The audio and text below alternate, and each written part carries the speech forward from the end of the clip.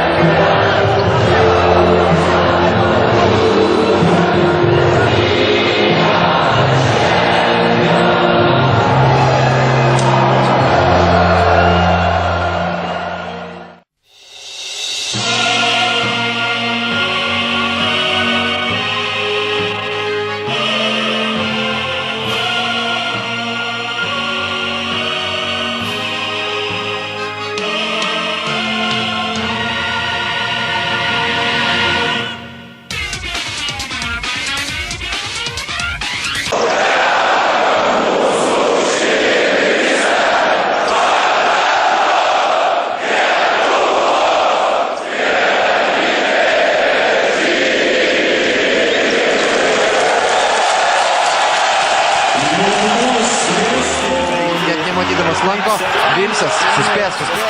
Galėjo išsiveršti į priekį, jeigu būtų pataikęs Tiboras Klaisas. Ir koks pasiaukojimas Žalgirio žaidimas ir kaip dabar. Vimsas gerai tą pasiaukojimą iliustravo.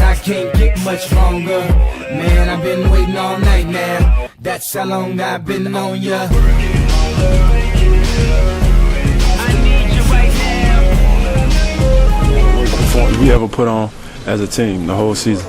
I don't know if they realized it. I don't know if we realized that, we still have a chance to make the top 16, but if we go to Germany playing like that, we're not going to make it.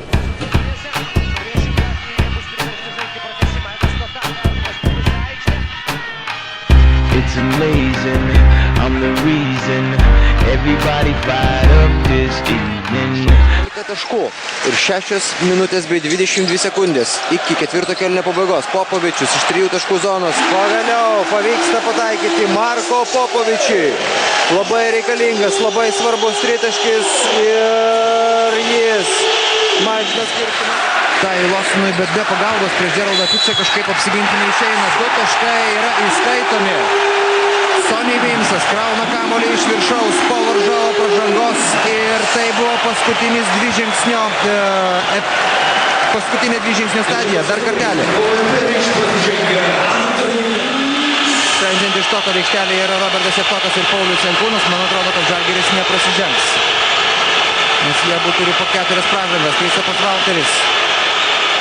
Robertas Javtokas prie jo. Apsigina Robertas Javtokas ir Kauno Žalgiris laimi šitas rungtynes. Laimi šitas dramatiškas rungtynes.